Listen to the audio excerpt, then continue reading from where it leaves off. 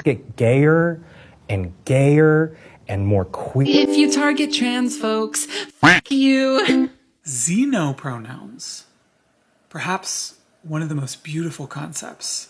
Hey everybody, I'm Brad Polumbo, and welcome back to Damage Control, my new podcast where we are reclaiming the LGBT community from the insane leftists who've taken it over. My guest today is Amir Odom, a YouTuber and Instagram creator who's spoken out on these issues. We get into his fascinating life story and his political evolution, as well as, of course, react to some woke TikToks and some out there takes from people on the right. If you're new here, be sure to subscribe, hit that like button, comment, yada yada yada, and let's get into it. Amir, great to talk with you. Hey there, thank you for having me. Yeah, absolutely. So maybe just to start, I discovered you on Instagram where you've got a big following a while back, but then I saw you explode on YouTube back in March when you uploaded the first video I'd ever seen from you, and now it has, I think, over 1 million views. But talk us through your background before you got involved in like political social media commentary. Who are you? Yeah, so my name's Amir Odom, and I like to equip people with the tools to share their opinion online on tough topics. So really, before 2020, that's when my accounts really blew up. I've always been vocal on various things in life, and when it came to politics, I was vocal in that I hated Republicans because I was black and gay, and I just thought they were out to get me. And then long story short, I got red pilled on a Tinder date at a Starbucks, actually. It's actually crazy. Tell this story. I'm sorry. I need to hear about this red pilling gay Tinder date. So I meet up with this guy and we go to Starbucks and we're talking and he's like asking me about my opinion on various topics. And we get to talking about Black Lives Matter. And he wanted my opinion on how I felt about these signs that were going around on campuses that were saying white lives matter or no, it's okay to be white. And I popped off and I was like, it's racist. They're trying to rile us up. Like, we know it's okay to be white. It's not okay to be black in this country. And he just kept pushing back on me. Like, he just kept asking me more questions. Well, why do you feel this way? Like, why do you feel like you're not safe? Like, we're here together sitting here. Was it not that bad like years ago? So that really opened my eyes to a lot. And I trusted him. I liked him a lot. And he told me I should go online and look up Steven Crowder's Change My Mind and just kind of dabble my toes in alternative viewpoints online. And so I did that. And within a year, I went from marching in the streets with BLM to shaking Donald Trump's hand in the White House. So I went through this whole year-long transformation, red pilling, and just taking all sorts of content, reaching out to other creators. And I was very vocal about that process. And then I met Trump in October of 2018. And I posted about it online. And I said, I'm sure that went over well. Oh, yeah. So I'm also oblivious. And so I went to a Beyonce concert and I was front row for that. And I was on her webpage. And so I was like, wow, within 20 days, I went from front page Beyonce's website to on Donald Trump's Instagram. Like, what is life? Posted it on Twitter, didn't think nothing of it. No. 40,000 tweets later. You dumb N-word, F-word, everything under the sun. And I'm sitting here like, well, I thought we were about equality and inclusivity. Like, I know, like, it was just confusing. And so since then, I decided to be vocal. And in 2020, that's when my account on Instagram really took off because I was talking about COVID, and then it went right into George Floyd, and then it went right into Pride Month. And it was like back to back to back, and the account just grew. And as of last year, I've gone full-time content creator, and it's been the biggest blessing. And now I'm here. It's a blessing and a curse. It's got a lot of benefits. God, yes. I'm also a full-time creator, and I love it, but there's some downsides. I'll put it that way as well. Totally. Like, and no one talks about the downsides. Everyone acts like it's all just pretty and loving, and like you do your own schedule, and it's this, and that. And it's your own business. It's hard. Like, yeah, and there's a lot that goes into it. I'm sure you relate to this, but you end up, what I love is actually creating the content, making my own videos, having conversations with people like you, but you end up dedicating so much time to the editing, the scheduling, the packaging, the back end. Yes. And people don't see that, so appreciate us, people. But I want to know a little bit more, like, what was your family like, your dynamic? When did you come out? What was that like for you? Yeah, so family, I always say the same joke, but I'm black, so obviously there's no dad in the picture. He left when I was like 4. Oh, God. So he's gone. And then I grew up with my mom, and we were pretty much just middle class, I guess you can say. She worked at the school district, went on through life. In 8th grade, we were homeless for a bit. We got kicked out the house and Oh, wow. had to couch surf at my godparents' house, and that was a whole ordeal.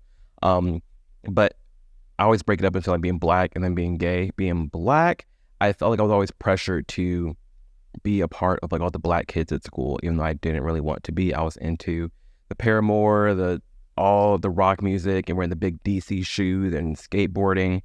But because I was black, I was being like, oh, I have to wear the Jordans and I have to hang out with the black kids. I have to try out for basketball, the whole 9.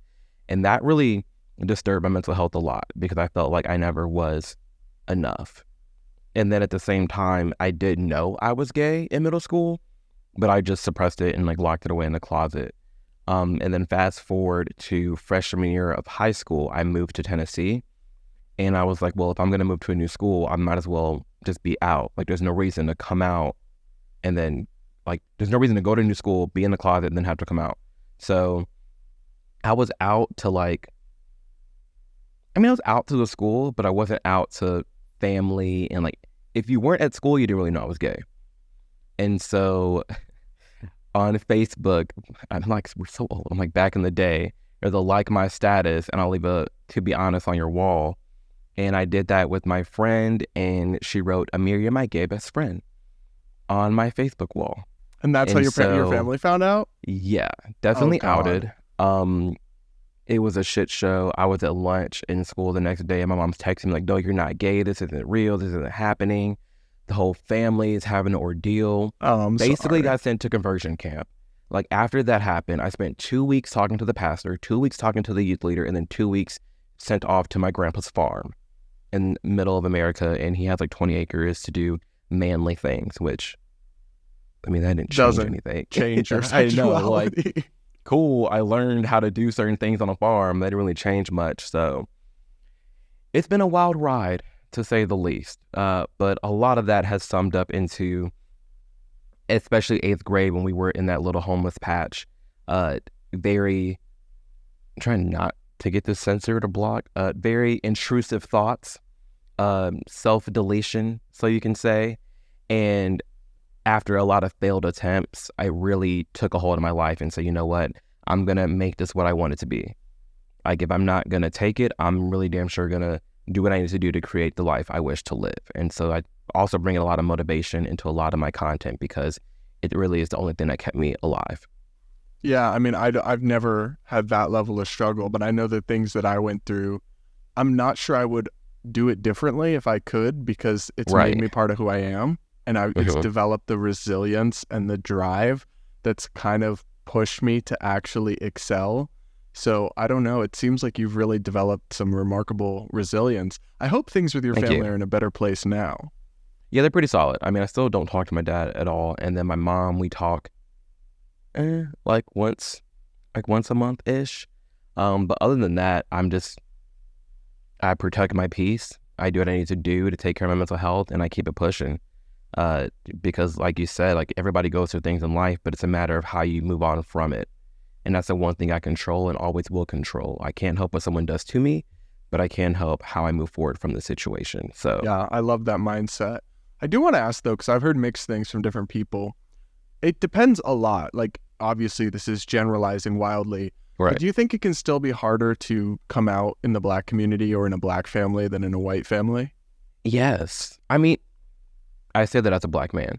I don't know to the full extent what it's like coming out in a white family. And I'm sure even then it's different between a white family in the Midwest versus the white family in rural Alabama. But as a consensus as a whole, I think the Black community is very homophobic. Not so much in the new age, like Black women. I think they're really the first to really like hype up gay men, but then they are still very conservative by nature. They just don't realize it. Like, they're very into like the natural roles and like men and women and how they come together and form a marriage. Like, they're very into all of that. So I don't know, but I do think, I mean, the Black community has a lot of work to do as far as, gay relations because, yeah, that part's terrifying. I mean, I just came out to my barbershop like last week. What was And I that was like? sweating bullets because have you ever been in a black barbershop? No. It's a lot. It's a lot, and it's the only place I can go to get my hair cut. Because I mean, I've had some haircuts from not a black barbershop and has not gone well. So I always go there, and there's always memes about like, you know, in the barbershop, and you have on like some Jordans, and then you walk out the barbershop and you have on high heels. There's a lot of reels like the that. gay just evaporates. Yes, it's just like, man. But I was sweating bullets, and it was fine. They were like, "Hey, Amir, you pulling all the hose?" And I was like, "No, like I'm married." And he's like, "Oh, really? Like, let me see her." And I was like, "It's a dude." And the whole barbershop erupts, but it was fine. They're like inclusive, and I texted him after, and I'm like, I've been kicked out of barbershop for being gay, and someone found my Instagram. Hold up. And they were like, what? "We don't." Tell me. No, tell Yes. this story.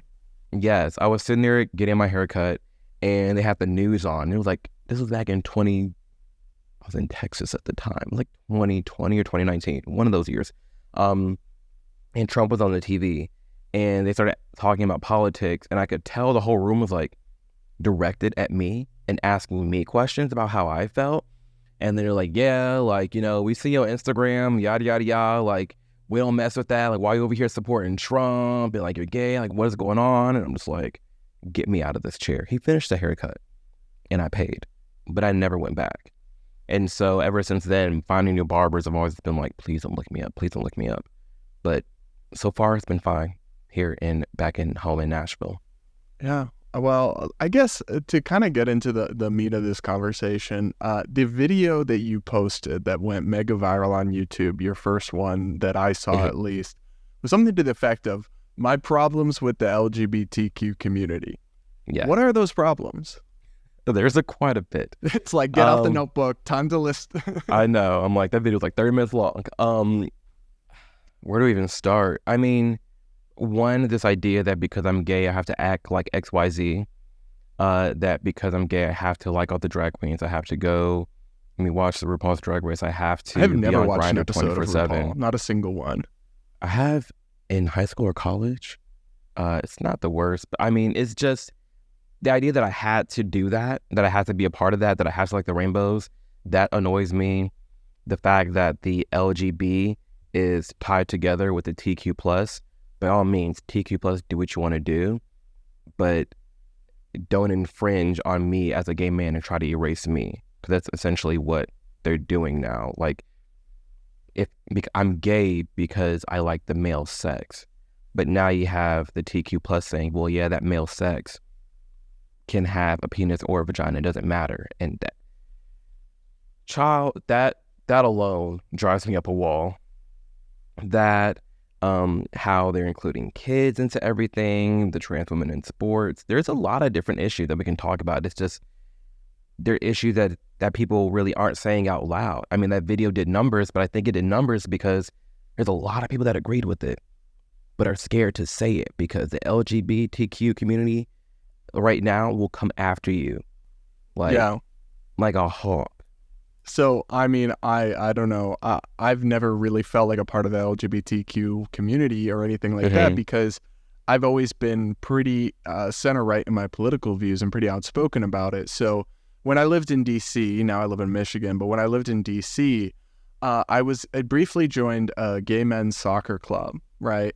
I was single. I was looking to like meet people through common interests. And it was fine, but I started going to events and I joined, but then it really didn't get what I wanted out of it. I didn't make any friends or everyone was kind of standoffish to me, and I thought it was because I was new. I come to find out it's because they know my politics, they've seen me on TV, they've read my articles, and they don't like me because they're very hyper political in DC, the gays there. And then I actually basically got excommunicated from this team because I said I don't support minors doing medical transitions. And which is, that's crazy, right? But so they said, get this, they said that my participation on the team made hypothetical, there weren't any, made hypothetical trans people who joined unsafe. So many problems with that. I don't even know where to begin. But have you faced like similar kind of backlash for being gay and being outspoken? I know basically everyone I talk to in this space has in one form or another. Yeah. I mean, I've definitely lost friends growing up. Like, a lot of my childhood friends are not there anymore, especially because I grew up in the Midwest, and so it was just a little bit more just liberal, I guess you can say, and all those friends are gone. I do not talk to any of them. There was one friend I had specifically that I was really close with, and he's white, gay as well, and he said, you know what, Amir, I'm tired of you being homophobic and racist all the time. And I was just like, this is interesting coming from a white gay, but okay. All right here. So I lost those friends, but all in all, I haven't really gone through too much wild. Especially being gay. I mean, in high school, I stopped coming out in 10th grade. I was like, you know what? I put all the rainbow stuff away. Like, it's like, you know what? I'm Amir first. My sexuality is just behind a closed door. Like, that's all that matters. And so I'd make friends and we'd just be hanging out and they're just like, oh, Amir, like, who do you like? You like so-and-so? And I'm like, oh, no, I like Dylan. And they're just like, wait, you're gay? And I'm like, yeah. And they're just like, oh, I didn't know gay people were chill. And it's like, yeah, we are. Like, it's fine.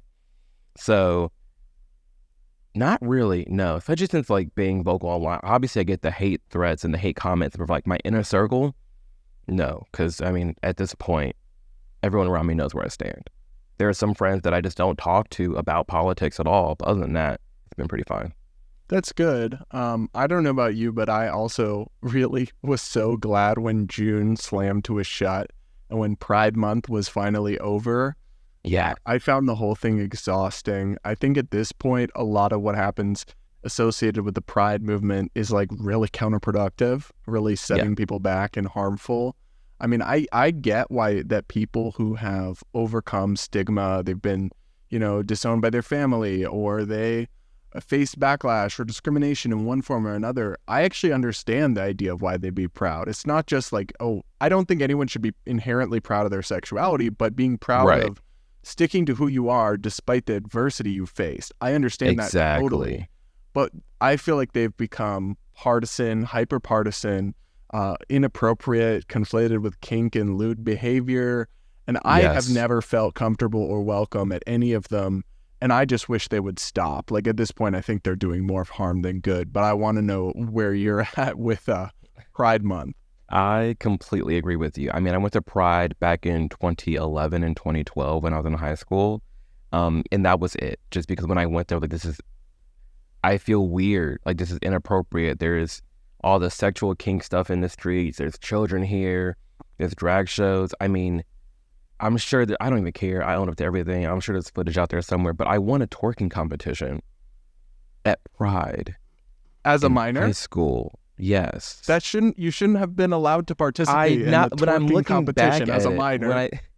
When I look back at it, I'm like, that actually, I was about 16, 17. Twerking on stage. Yeah, so looking back, it's been inappropriate, but even more so now, it's just completely gone off the rails. I cannot stand it. Like you said, I don't feel safe at it either, because it is extremely political too. It's not just a celebration of being gay or going fighting through your struggles, sticking to who you are. No, it's about, this is who I have sex with. These are the kinks that I love. Here are the people I hate. I hate all conservatives, Republicans. I hate Trump. And yeah. I always got really annoyed that, like, at DC Pride, for example, there would be unrelated activism just casually conflated with it. So you'd see pro-abortion stuff. You'd see anti-gun stuff, anti-Trump stuff, all this stuff. That whatever your opinion is on those issues, and I certainly have mine, but it's like, it just shouldn't have anything to do with being gay. Like, a gay person could have whatever thoughts on the It's a liberal rally. That's what it is at this point. Right? I mean, you even see it in the flag. Like, it's not even a rainbow flag anymore. The rainbow's been covered up. It's been covered up by all the other issues and people. Like, it's beyond me. I'm so glad that, you know, granted now it's August, that, you know, Pride Month is over. I'm glad it's kind of dwindling down. I saw less logos this year. I saw less campaigns this year, which I think a lot of that probably have to do with Dylan Mulvaney. But, I mean, who knows there? But, yeah, I'm just ready for it to be over. Yeah, I mean, so I'm curious what your perception is. I've talked to a lot of people on this show from the LGBT spectrum who are right of center, And I think a lot of us have witnessed kind of a backlash to LGBT. I mean, I don't know. I think 2018, 2019 era, the right was pretty chill on these issues. You know, not everyone. There was still that, you know, Christian hardcore right that thinks being gay is evil and thinks trans people are all demonic or something. But by and large, I feel like there was a lot of people who supported gay marriage. Even the ones who didn't were like, all right, but just do your thing. And I didn't really see or encounter a lot of homophobia in conservative media. And the trans issue just wasn't, the only debates going on were about like sports and minors. There wasn't really backlash to trans adults living however they want to live. I feel like we've really, in part because of the left-wing cultural overreach and going so extreme on these issues, I don't know about you, but I feel like I've really witnessed a lot of general hostility now for the LGBT and the T, but even just gay people, and most definitely over the last couple of years. And I'm pretty concerned by that. Oh yeah, same. That's such a good era too, because honestly, since gay marriage, like since 2014, 2015, up until 2019, 2020, the gays were chilling. It was fine. It was crickets. Obviously, you had, like you said before, you had the really far right Christians and just like the general people that didn't like gays, but it was pretty tame. And especially the right for 2019, 2020 era, it was fine. But now we've just gone back so much where now anything remotely gay, the right is clutching their pearls because they're just like, oh, get it away. Like they really have taken anything gay and associated with the TQ plus side of things. Like now they just see anything that has any remote to do with the gay person, they're screaming. It's very hostile, and it's sad because it shouldn't have to be this way, and it wasn't this way. And that's why I have hope that it can change, but it is uncomfortable knowing that it is going in a different direction, and it's going to take people like us to make content and speak up and be vocal for the majority of gays who do feel like us. But it is concerning. Yeah, I just, like, for example, in Congress last session, they voted for the Respect for Marriage Act, which just enshrined gay marriage into federal law in the unlikely instance that Obergefell was overturned. And 50-something Republicans in the House voted yes for it. And they voted in favor of it, which means like 150 voted against. But those 50 were viciously attacked by some groups on the right and by some people on the right. Yet, back in like 2018, 2019, even 2016, when Trump was entering office, he said he was fine with gay marriage. And nobody really blinked at that. There wasn't the same like feverish backlash and pitch. I do think that is cropping up again and gaining momentum.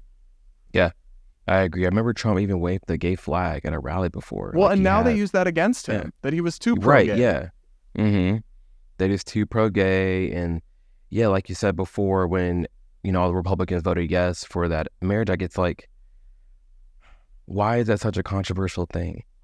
Why are you angry about that? Just let people get married and live their lives. But we've just gone backwards due to a lot of the left-wing policies and things that the culture is doing, and as a group, maybe as the LGBTQ, that they're pushing on the children and in stores, and, you know, the right's fed up with it, and they're pushing back on anything gay, and I wish it wasn't the case, but it is concerning, and we're trying our best to fight against that and show people that we're not all like that, and we still do deserve the same rights that you were fine with back in 2018. Yeah, we're certainly not all like that. I don't know, you've talked about this, but for a long time I felt struggle to be my own individual within these communities, because on either side, I feel like there's expectations placed upon me because I'm gay about what I'm supposed to believe, or people will just assume things. You know, there's this story I've told a couple times, but when my boyfriend and I moved into our new house here in Michigan, there was an older couple up the street. They have all those like woke signs in their yard. The hate has no home here. The, you know, we believe science is real. No human is elite. Like, you know the signs, you know the type. Yeah. And so as soon as they saw us, two gays moving in, they assumed we were their people. And they came over and they brought us a bottle of wine, and they knocked on the door and they invited us for barbecue, blah, blah, blah. Well, so we're unpacking, and we put out a sign for Peter Meyer, who was our congressman at the time. We were supporting his election, and then between that, and he's a Republican, and between that and the my Facebook page, which apparently the neighbor had discovered, they very quickly realized we weren't their type, and they never followed up on that barbecue invitation. They just ghosted. Never. And so I find it funny because they're progressive, yet they are making assumptions and stereotypes about gay people and just mapping on their preconceived notions to it. I imagine you've encountered a lot of the same thing, both being gay and being black. Oh, yeah. Like, they expect, because I am black and gay, that I think a certain way. And like, that's literally racist and prejudice. Like, for you to think that because you see the color of my skin and who I'm dating, you automatically know my entire worldview.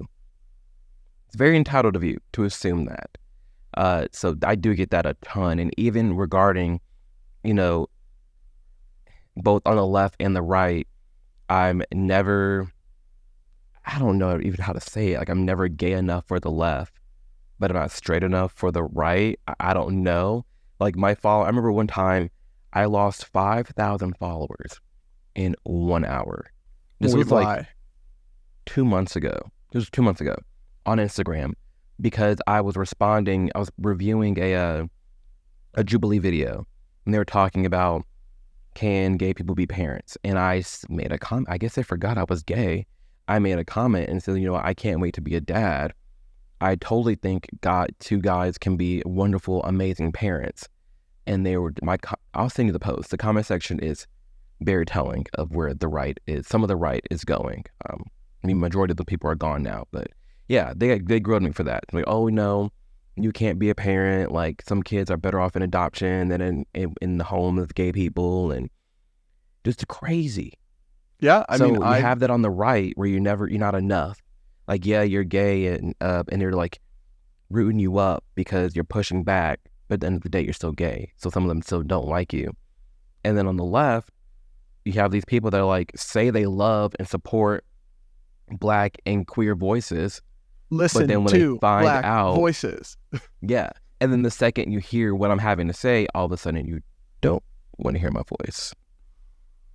Yeah, no, I get what you mean about the right. I've done content, including on this show, basically pushing back on the backlash to gay parents, because I think two gay parents can absolutely raise a child and have a wonderful family. And I think there's actually a lot of research that showing that kids turn out just fine. And sometimes they do above average on some things, because the kind of gay people that tend to like adopt or even do surrogacy tend to be pretty affluent and be able to provide quite a lot of resources for the kids. So I am totally pro that. And even then I would get, two things. I'd get followers of mine who would just like respectfully disagree, which is okay with me, even though I really don't agree with them when they say that gay people shouldn't be parents. But then I get a lot of just like straight up homophobia. And the comment section is never fully representative of real life, because only the most extreme people or the most emotionally passionate people take the time to write a comment. But even then, I was surprised how much backlash I got on basic sentiments like it's fine for a kid to have two dads and two moms, that I don't really think I would have gotten a few years ago in my Facebook comments, in my YouTube comments, on my Twitter. And same people follow me. And I just tell them, I'm going to tell you what I think. And it's not always going to be what you want to hear, because then I'm no longer, a commentator. I'm simply a mirror pandering to you and holding back what you want to hear. And that's not who I am. Yep. The one thing I have is my individuality, and I'm always going to stick to that. And I'm always going to have my own opinion and my own voice. You're never going to agree with 100% of what I say. So don't sit here and expect that. And don't be silent and support me for the 99%. But then the 1% you don't like, you're raging. It doesn't make any sense. All right, guys. Well, there will be, we're going to move on to everyone's favorite part of this podcast, which is reacting to woke TikToks. But I hope you enjoyed our conversation. If you want to get to know Amir more, his links are going to be in the description. Now, Amir, I've got to get your thoughts on just a handful of the crazy videos. People have started sending me them because they know I do this, that I found on TikTok this week. Let's roll the first one. There's a joy for queer people. It's not just coming out, it's how much gayer you get day by day. You just get gayer and gayer and more queer. Like, you feel your power grow. It is wild. So do you get gayer and gayer by day, Amir? This is exactly what I was talking about when I said I can't stand when we're expected to act a certain way, that because we're gay, we're supposed to like, oh my gosh, we just get gayer and gayer and gayer. No, that it pisses me off so much because this is not real. It's fake. It's fraudulent. Also, like, being gay is not a superpower. It doesn't make you special. It doesn't make you worse, but it doesn't make you special. At all. It's just, and these people want to be normal and accepted, so they want to be accepted so bad. But then you're doing stuff like this where it's like, it's just fake. No straight person does this. No straight person says this. This is not true. That's not the case. And also, most gay people don't talk like this and aren't like this, but these are the ones that go viral on TikTok or get platformed by like LGBT media, which is hot garbage, most of it. These are the ones that get platformed and boosted. And then, you know, a lot of people will roll their eyes at this kind of thing and they think it's cringe and stupid, because it is. And maybe they'll hold that against that whole LGBT community, even though it's really not representative at all. Right. And it's sad because I used to watch the Try Guys all the time in high school and college. Like, I loved Eugene. He was so funny. But then he made that coming out video. And I mean, you see it's like night and day. It's like the man flew out the closet and completely changed his whole personality. And for some people, yeah, they are suppressing themselves and their true identity. But this idea that you are gay and then now you're out here acting quote unquote gay, you're at that point you're just a copy and paste clone. How are you individual? How are you any different when you're acting like that?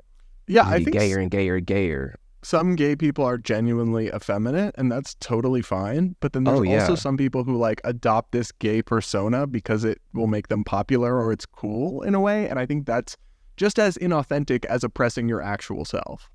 Exactly. All right. Completely Up agree. next, let's see what we've got here.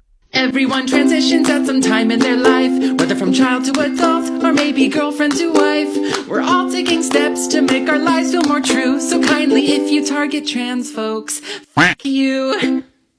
Right up the tush.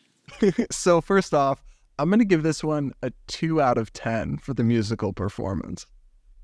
Yeah, I'll give it, not even, I'll give it a 6. I love the ukulele. Oh, She snapped okay. on the ukulele. You're very kind.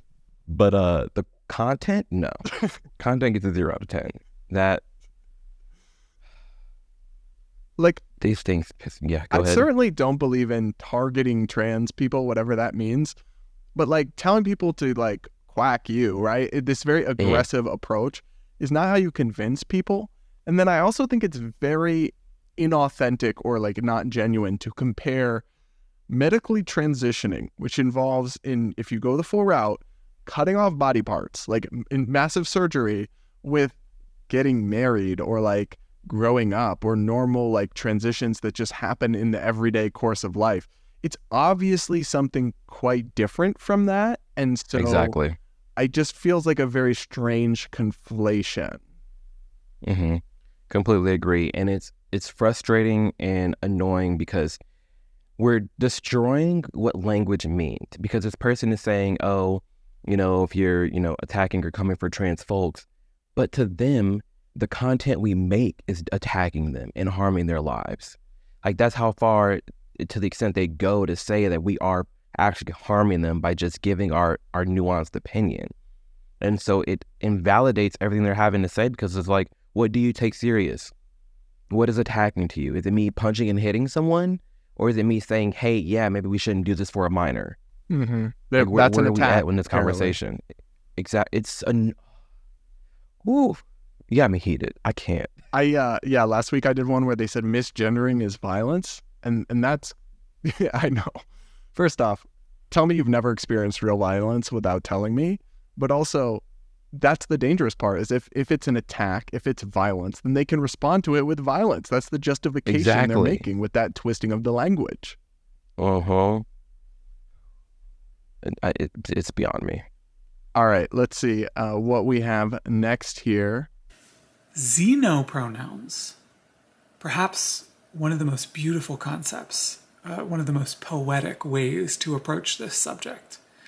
Xenopronouns refers to any pronoun a person has that is unspeakable, that is unworkable in the language of a person. So an example would be a xenopronoun would be a word, I can't even say it, right? Because that's the point. They're unsayable and sort of effervescent and unknowable, kind of like a person's gender. That's why I love this one. So an example would be, a xenopronoun would contain a set of letters that is a pronunciation that a human being can't pronounce. It's some sound that a human being can't pronounce. Or that a xenopronoun contains an image or a concept that it's alluding to that is actually something that language has no way to express. The movement of understanding where non-binary people come from can sometimes take us into very lofty, beautiful, spiritual, poetic places. Thank you for your willingness to understand. And thank you for your willingness to honor us. This is what we're not going to do. What we're not going to do is sit here and act like this is normal and acceptable behavior. This is lunacy, and something really went wrong when we got rid of the mental institutions. I'm not even trying to be hateful. I'm not even trying to be mean. But the fact that you have someone sitting here saying we can acknowledge someone by saying nothing and address them as saying nothing, that's insanity. That's lunacy, and that's batshit crazy. I thought, honestly, this seems like a parody almost. Like, if I didn't know that Jeffrey Marsh was a committed, social progressive TikToker, I would have thought this was like a right... You know how right-wingers will make those personas that are purposely over the top to mock woke stuff? I would have thought that was this because it doesn't even make sense on its own terms. A pronoun is a word we use in language to refer to a person, but their pronoun is a word that can't be spoken or pronounced. What? It's in the word pronounced, right? It makes no sense. And it drives me up a wall because this man it's serious. It's not comedy, it's not a skit, it's not satire. They're being legit and they're trying to be respectful and loving and inclusive, but no, that man is so privileged in America, has so little worries to worry about, that their whole life is being made by just talking about pronouns and sex. We have people on the same planet, thousands of miles away, don't even know where they're getting the next meal from, dodging who knows what bullets, can't even be gay, getting thrown off of buildings, getting stoned. There's so much more going on in this planet, but you're so privileged, you're so fortunate to be in the United States of America, that instead of taking those privileges and creating something meaningful out of your life, you're defaulting to coming up with just crazy theories and saying, yes, it's harmful and it's hateful if someone doesn't refer to me with silence. With the words that can't be pronounced. Miss me with the BS. Well, and I hate it because whether we like it or not, these are the faces of the online LGBT community. These are their icons. These are who they're putting up as their representatives. And I'm just going to be honest, if I was under the impression that that's what gay people were like, and I'm not, because I know it's not true, but if that's what I thought, I'd be homophobic. I say the same damn thing. I'm like, listen, the way y'all acting out here in these streets, it's no wonder people... I hate it that they're rising and not liking us, but I see why. Hello, those people are the face of the LGBTQ community. And I'm sitting here well, damn, am I homophobe now? Because I know what I do in private is not homophobic, but damn, seeing that, I want no part. Well, no you part are of it homophobic, apparently, according to your ex-friend. Yeah. Oh, God. I can't deal with Jeffrey. That's wild. Jeffrey is a lot. That's wild. All right. Last one. Take a look at this.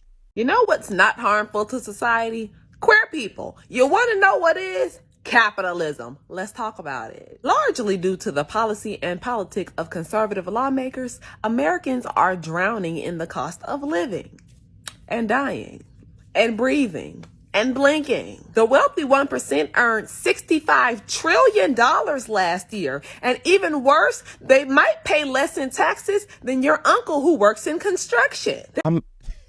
These just two babble. things are not related. At all. I'm just confused at what this person's even saying and trying to equate. Because I'm pretty sure that person's on an iPhone in this, horrible capitalistic society. I'm pretty sure that that's a black person. And as a black man, the freest country to be in as a black man is America. So I don't know, you want to try going somewhere else to see how that works out for you. Socialist and communist regimes have not been historically super friendly to LGBTQ rights. I would just humbly suggest that as a matter of the check the historical record there. But like also just none of this even makes sense. Like the cost of living is high because of conservative politics. No, right? That's not why we have inflation. We have inflation because we printed trillions of dollars out of thin air and ran $3 trillion deficit. Thin air. So that's not conservative politics in any sense. And then to say, just like, to even conflate these two things is just weird to me. Also, like, I'm so sick of this talking point about the wealthy not paying taxes. So there are loopholes, right, in the tax code that are bad. But even when they pay less in taxes, what they mean is a lower rate. Like if Bill Gates is paying 10% and your uncle in construction is paying 20%, he's still paying 1,000,000 times more in dollars to the IRS. But maybe you should close those loopholes, but it's very dishonest to say he's paying less in taxes or whatever. And it's just, I hate the conflation of like being LGBT with therefore I have to be like this progressive Marxist on economics. Like I'm a dirty capitalist. I'm a hardcore capitalist. And frankly, capitalism, it's not a coincidence that the most advanced nations in the world are all market-based, somewhat capitalist societies and are also the best places to be gay or trans or whatever, because economic and freedom and political personal freedom go hand in hand. They closely correlate. Like name to me this communist utopia that is just great for the gays. I'd love to see it. Let me know how it is in China, in North Korea, in Russia, anywhere for the gays. You snapped. I mean, you hit the nail on the head because it's true. There's nowhere else better to be.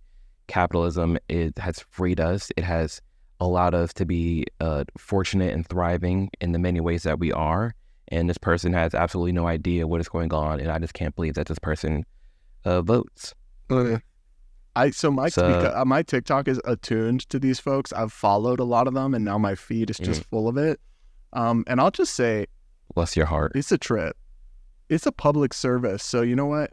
Drop some super thanks for me to do this because please. It's a public service.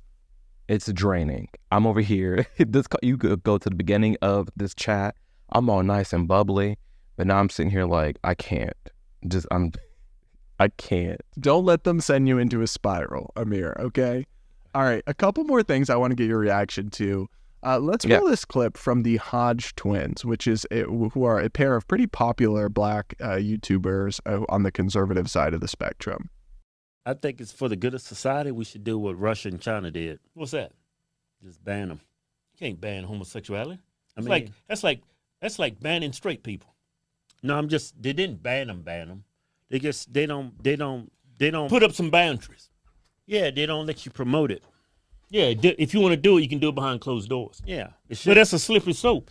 Government gonna start putting in cameras and, he's a homo. I told you. He's sucking cock in there. You gotta go to jail. You know?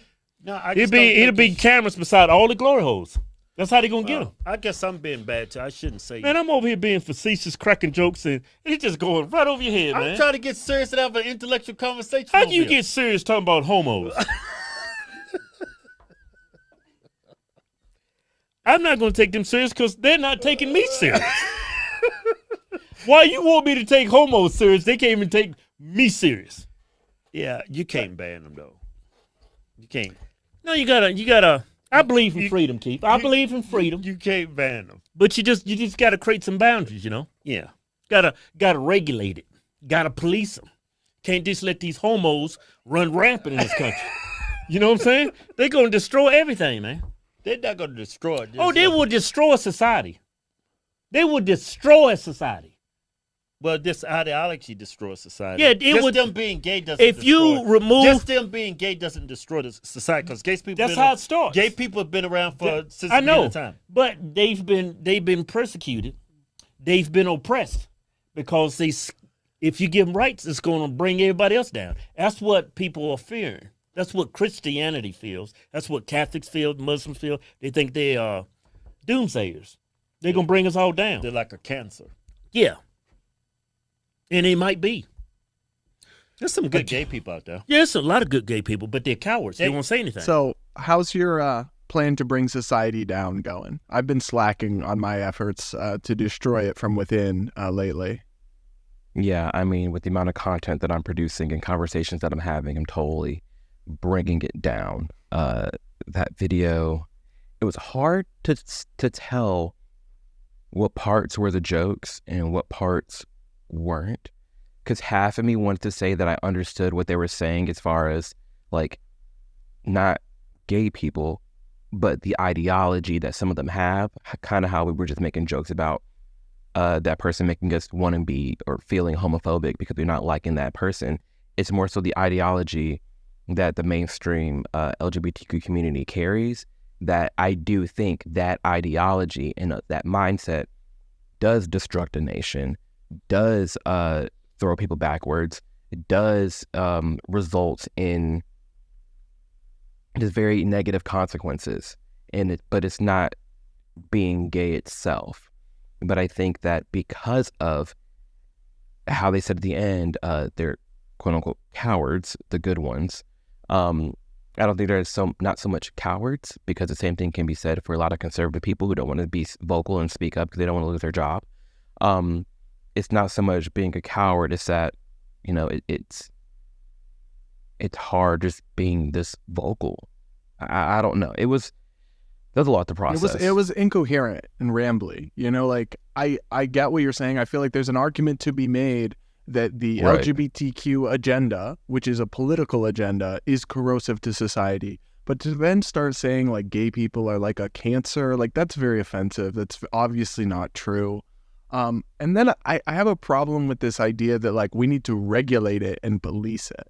Like, Yeah. Sir, I'm old enough to remember that conservatives are supposed to believe in freedom. Do you want your personal life policed and regulated, like how you organize your family and your sex life? Because I don't think that's something that Americans believe in. Yep. I mean, hell, even they're black. I remember not even 100 years ago, our entire worldview was being policed, and what we can do and what we cannot do, where we can drink, where we cannot drink from, where we can eat and cannot eat from. That was all policed.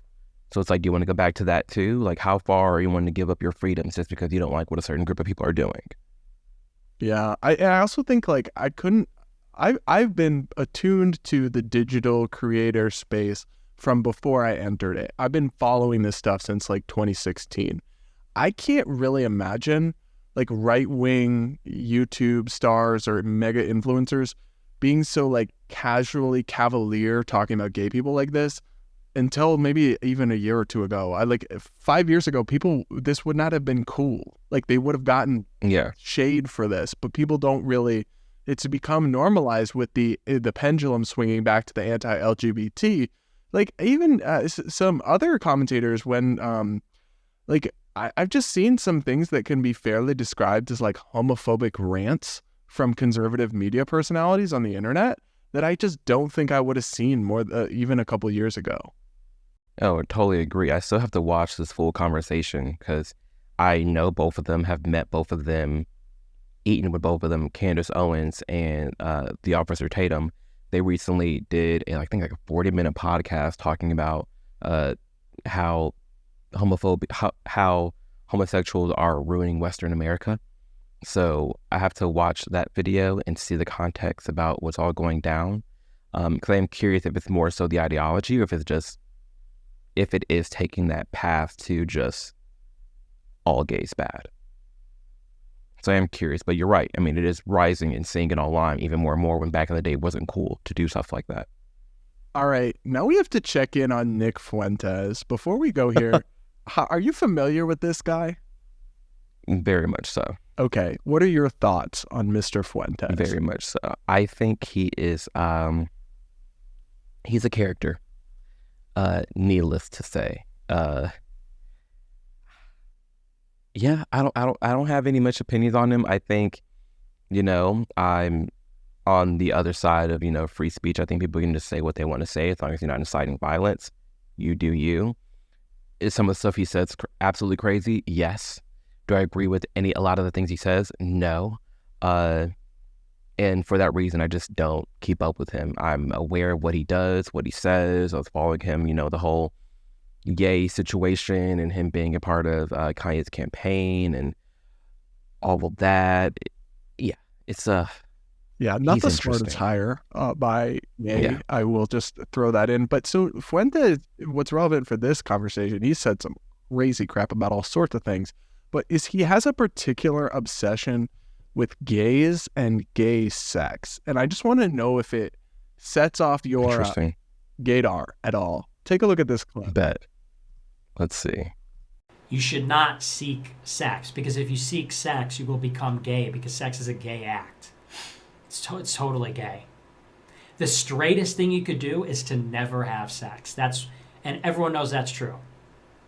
Want to know why? Because you retain your semen and you sublimate your sexual desire to creating things. That's why celibacy is the straightest thing. Because who are the celibates?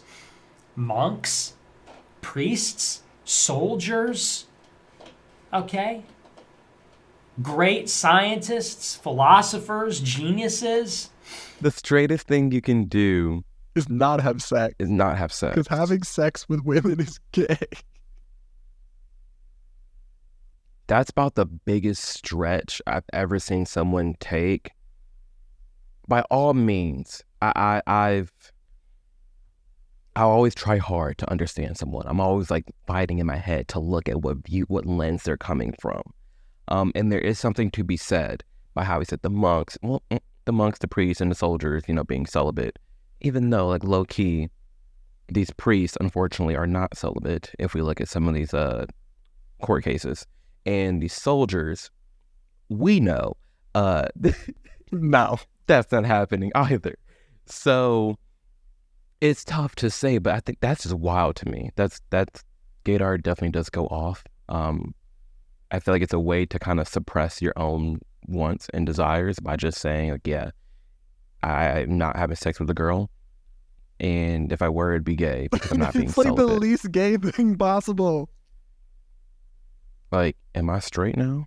Because I mean, I would if I could. I don't know. I'm on a very long streak of not being gay by his logic. Yeah, that's wild. What did you think about it? Every time I watch a clip of him, I get repressed bottom vibes.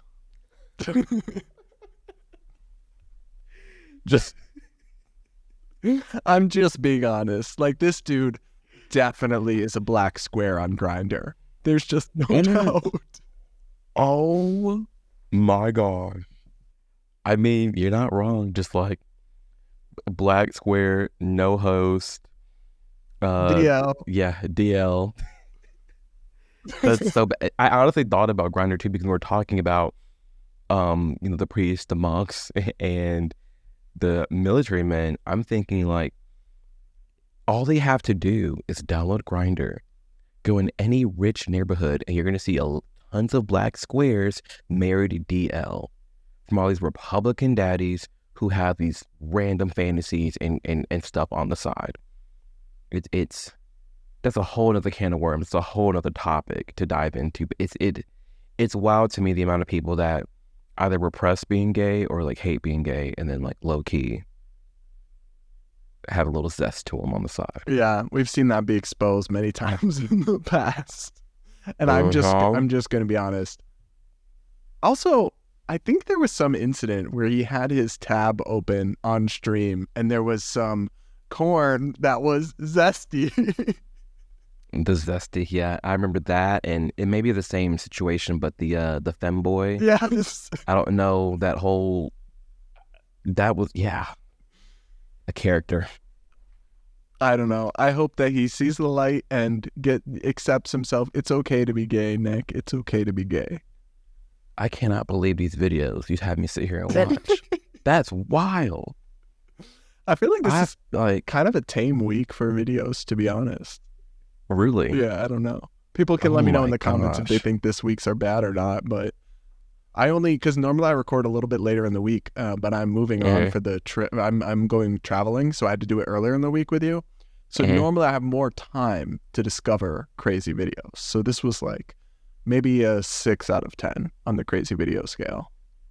Insane. All right, Amir. Well, thank you so much for coming on the show. It's been a blast. If folks enjoyed this conversation, they can check out your Instagram and YouTube. I will put them in the description, but thanks so much for coming on. Thank you for having me. It was such a fun time, and I'm sure we'll chat again. All right, guys, thanks so much for watching. Be sure to like, comment, subscribe, yada, yada, yada. And if you're listening on audio, take a sec and rate and review. And with that, I'll see you all next time.